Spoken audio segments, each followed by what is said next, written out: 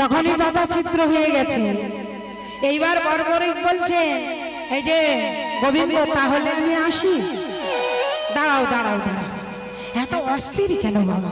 তুমি যাবে তো, কিন্তু একটা কথা কি জানো বাবা? একটা কথা হলো, তুমি যে এই তেঁতুল বৃক্ষের পাতা ছিদ্র করেছো দেখতে পাচ্ছি, কিন্তু এখনো তুমি দুটো পাতা ছিদ্র করতে পারো নাই। যখনই বলেছেন কৃষ্ণকে বললেন, তাহলে দেখাও পাতা, দেখাও দুটো পাতা কই। যখনই বললেন দুটো পাতা কই, ভগবান কি করলেন? হাতের মুঠোটা বর্বরিকের সামনে খুলে দিয়ে বললেন, দেখো। গোবিন্দকে মৃদু হেসে বর্বরিক বলেছেন, গোবিন্দ, আমার দেখার দরকার নেই, তুমি দেখো। আমার দেখার দরকার নেই, তুমি দেখো। যখনই বললেন তুমি দেখো, গোবিন্দ দেখলেন হাতের পাতাটাও ছিদ্র, পাতা সরিয়ে দেখলেন পায়ের তলার পাতাটাও ছিদ্র। এই ছিদ্র পাতা দেখে মনে মনে ভাবছেন, একে তো আমাকে যুদ্ধে পাঠালে হবে না। একে যদি আমি যুদ্ধে পাঠিয়ে দিই, তাহলে আমি যাকে আমার হাতের মুঠোয় রেখেছি, যাদের আমি আমার চরণে আশ্রয় দিয়েছি, তাদের আমি রক্ষা করতে পারবো না। তাই কি করলেন?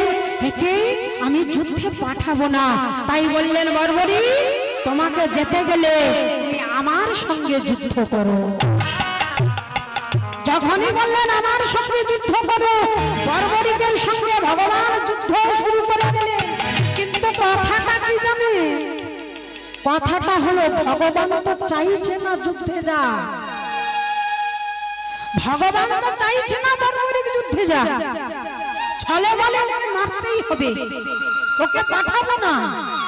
কিন্তু বর্বরিক বুঝতে পারলেন, গোবিন্দ, আমি ভাবতাম যে আমি কুরুক্ষেত্রের যুদ্ধে গিয়ে আমি কোন ভক্তের হাতে প্রাণ দেব, কিন্তু এইখানে যুদ্ধের আগে যে আমাকে ভগবানের সঙ্গে যুদ্ধ করতে হবে, এটা আমার জানা ছিল না।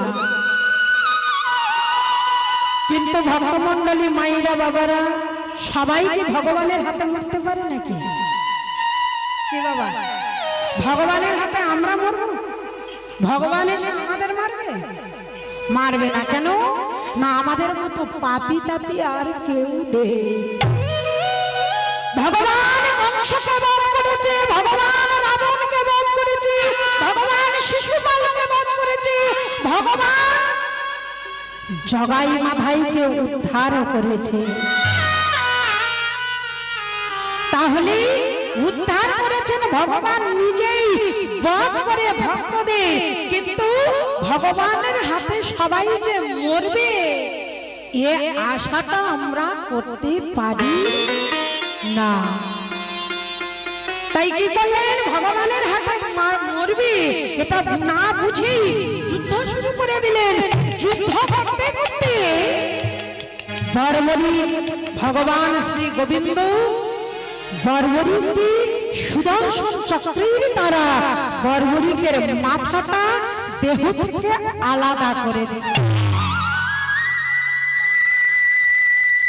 বর্বরিকের মাথাটা যখন আলাদা করে দিল, ওই কাটামুন্ডু বলে, হে গোবিন্দ, হে গোবিন্দ,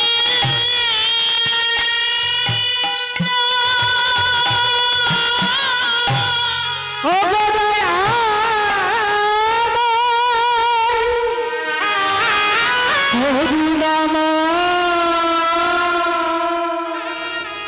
কৃপা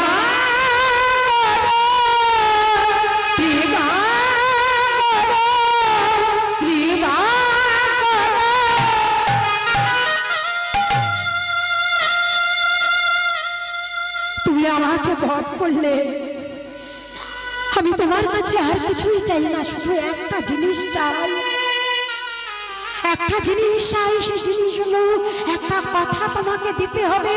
এই কুরুক্ষেত্রের যতদিন যুদ্ধ হবে, ততদিন যেন এই যুদ্ধ আমি নিজ নয়নে কুরুক্ষেত্রের মাটিতে থেকে আমি দর্শন করতে পারি।